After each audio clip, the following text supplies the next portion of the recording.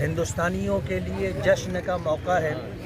اور اس جشن کی بنیاد ہمارے بزرگوں اور اکابرین نے رکھی تھی۔ اس ملک کو ایک ایسا دستور ملا جس دستور کی بنیاد پر اس ملک میں رہنے والے تمام لوگوں کو، چاہے وہ کسی بھی مذہب، کسی بھی دھرم، کسی بھی ذات، کسی بھی برادری سے تعلق رکھتے ہوں، اس دستور نے جو ڈاکٹر بابا صاحب امبیڈکر کی سرکردگی میں کمیٹی بنی تھی، اس کمیٹی نے یہ دستور اس دیش کو دیا ہے، جس میں اس دیش میں رہنے والے تمام لوگوں کو برابری کا حق ملا ہے اور ہر ایک کو اپنے اصولوں پر اور ہر ایک کو اپنی مذہبی بنیادوں پر عمل کرنے کی مکمل آزادی ہے۔ اس ملک میں رہنے والی تمام اقلیتیں اکثریت کے ساتھ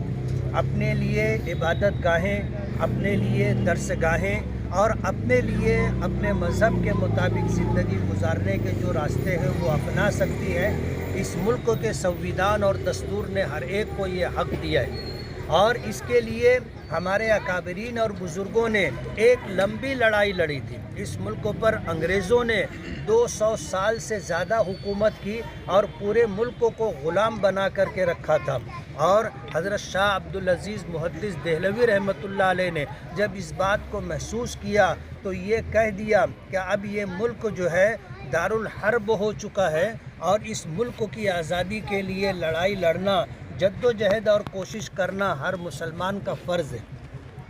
اور وہاں سے اس بات کا آغاز ہوا تھا، انگریزوں کے خلاف بغاوت کا بگل بجا تھا اور ایک لمبی لڑائی لڑنے کے بعد یہ ملک آزاد ہوا۔ اس کے لیے سب سے پہلے جد و جہد مسلمانوں نے شروع کی تھی اور ایک لمبی لڑائی لڑنے کے بعد جب اس بات کا احساس ہوا کہ ہم تنے تنہا اس ملک کو آزاد نہیں کروا سکتے، تو اس کے لیے گاندھی کو، مہاتما گاندھی جی کو جو افریقہ میں تھے وہاں سے ہندوستان لایا گیا، مہاتما کا خطاب دیا گیا، مولانا محمد علی جوہر، مولانا شوکت علی، ان حضرات نے اپنی بمبئی کی کوٹھی بیچ کر کے جو قیمت آئی تھی اسے مہاتما گاندھی کو پورے ملک میں گھمانے پر خرچ کی اور ملک میں ایک بیداری لا کر کے اس ملک میں بسنے والی تمام قوموں کو اور تمام مذاہب کے ماننے والوں کو اکٹھا کیا اور اس حکومت کو، جس کی حکومت میں سورج غروب نہیں ہوتا تھا،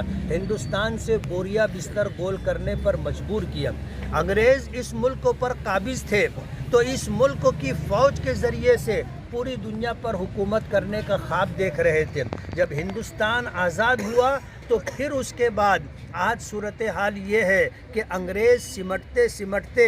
ہر جگہ سے ان کی حکومت ختم ہو گئی، آج لندن جیسے ایک جزیرے میں وہ منحصر ہو کر کے رہ گئے۔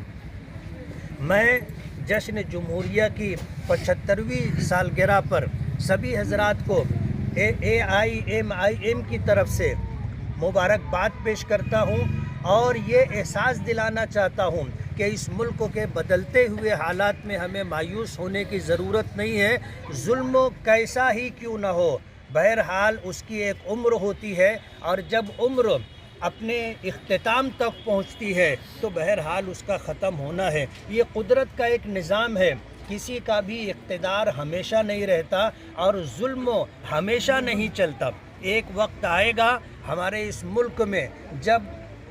15 اگست 1947 میں انگریزوں کا سورج غروب ہوا تھا تو اس ملک میں جو لوگ اقلیتوں کو مٹانے کے بارے میں سوچ رہے ہیں اور آج برسر اقتدار ہیں، انشاءاللہ آنے والے دنوں میں ان کا اقتدار بھی ختم ہوگا۔ میں دوبارہ مبارکباد دیتا ہوں اور یہ امید دلاتا ہوں کہ انشاءاللہ ہماری مثبت کوششیں، ہماری پازیٹو کوششیں اس ملک کے حق میں ہوں گی اور اس ملک کو انشاءاللہ آنے والے دنوں میں اچھے دن آئیں گے۔ ہم اللہ تعالیٰ سے یہ امید رکھتے ہیں، اسی کے قبضے قدرت میں ساری کائنات ہے، ہمیں مایوسی نہیں ہے۔ جس طرح ماضی میں انگریزوں کے ظلم و ستم کا خاتمہ ہوا تھا، انشاءاللہ آنے والے دنوں میں آج جو ظلم و ستم ہے اس کا بھی خاتمہ ہوگا۔ بہت بہت شکریہ۔